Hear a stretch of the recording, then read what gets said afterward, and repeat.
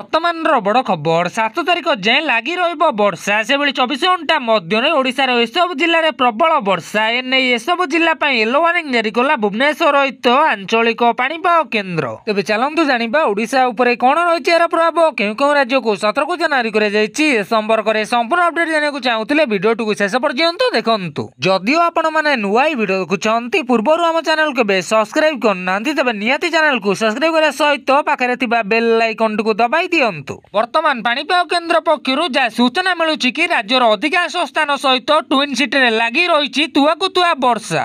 ତେବେ ଆସନ୍ତା 24 ଘଣ୍ଟା ମଧ୍ୟରେ ପ୍ରବଳ ବର୍ଷାର ସମ୍ଭାବନା ଥିବା ବେଳେ ରାଜ୍ୟର ଆସନ୍ତା 3 ଦିନ ପର୍ଯ୍ୟନ୍ତ ମଧ୍ୟମରୁ ପ୍ରବଳ ବର୍ଷା ନେଇ ପାଣିପାଗ ବିଭାଗ ପକ୍ଷରୁ ଆକଳନ କରାଯାଉଛି। ସେହିପରି ପ୍ରାୟତଃ 7 ତାରିଖ ପର୍ଯ୍ୟନ୍ତ ଲାଗି ରହିବ ବର୍ଷା, କାହିଁକିନା 24 ଘଣ୍ଟା ମଧ୍ୟରେ ବଜ୍ରପାତ ସହିତ ପ୍ରବଳରୁ ଅତି ପ୍ରବଳ ବର୍ଷା ପାଇଁ 4ଟି ଜିଲ୍ଲାକୁ ୟେଲୋ ୱାର୍ଣ୍ଣିଂ ଜାରି ହୋଇଛି। ସେହିପରି ୟେଲୋ ୱାର୍ଣ୍ଣିଂ ଜାରି ହୋଇଥିବା ସେହି 4ଟି ଜିଲ୍ଲା ହେଉଛି ସୁନ୍ଦରଗଡ଼, ଝାରସୁଗୁଡ଼ା, ସମ୍ବଲପୁର ଓ ବରଗଡ଼। କାହିଁକିନା ଏସବୁ ଜିଲ୍ଲା ପାଇଁ ୟେଲୋ ୱାର୍ଣ୍ଣିଂ ଜାରି କରିଛି ଆଞ୍ଚଳିକ ପାଣିପାଗ କେନ୍ଦ୍ର। ସେହିପରି ଉତ୍ତର ଓଡ଼ିଶା ସଂଲଗ୍ନ ଗାଙ୍ଗେୟ ପଶ୍ଚିମବଙ୍ଗ ଉପରେ ଏକ ଘୂର୍ଣ୍ଣିବଳୟଟି ସକ୍ରିୟ ରହିଛି। ଏହାର ପ୍ରଭାବରେ ରାଜ୍ୟରେ ବର୍ଷା ଲାଗି ରହିବ ବୋଲି ପାଣିପାଗ ବିଭାଗ ପକ୍ଷରୁ ଆକଳନ କରାଯାଉଛି।